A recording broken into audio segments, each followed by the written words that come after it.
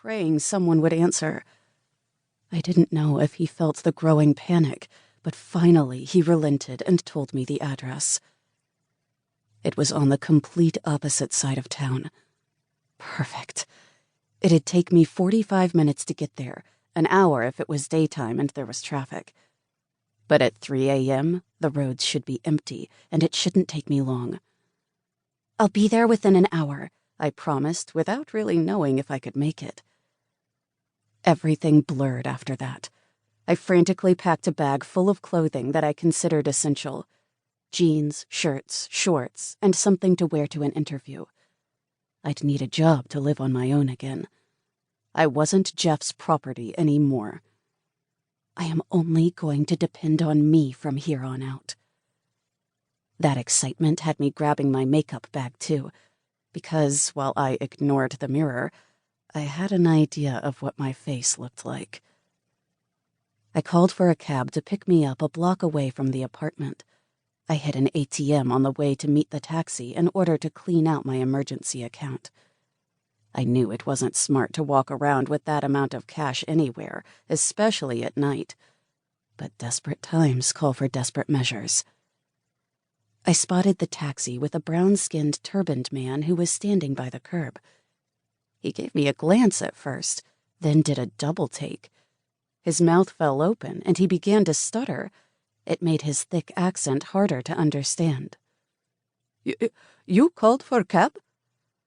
I tried not to let his reaction get to me, and I tried to eke out a smile, but it hurt. "Yes, sir." I tried to be cheery about it, but from the way he just stared at me, I knew it was a massive fail. "What hospital can I take you to?" He seemed to shake himself into action because he quickly went to open the back passenger door. Come, we hurry." No, I hurried to him, dragging my bags behind me. "I don't need a hospital. I need you to take me to this address." I offered him the paper. "I know it's late, but will you still take me?" "You should go to a hospital," he said with a heavy accent. "You are hurt." "Please." I couldn't hold myself together in the face of his compassion. Cab drivers were supposed to be hardened people. They'd seen it all, and nothing was supposed to affect them. But here was this beautiful man, looking at me with concern and the want to help. "I have someone that's going to help me, but he's on the other side of town, and I don't have a car.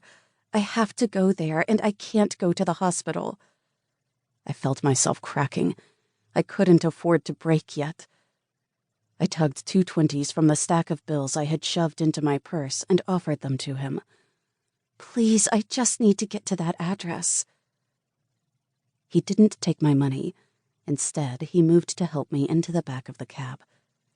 I was so relieved when he got in the driver's seat that I didn't bother holding in the tears. The movement of the vehicle made my chest hurt, and I felt every ache in my face. But in that car, I was on cloud 9. I was out. I was free. I was never going to live under the thumb of another man ever again.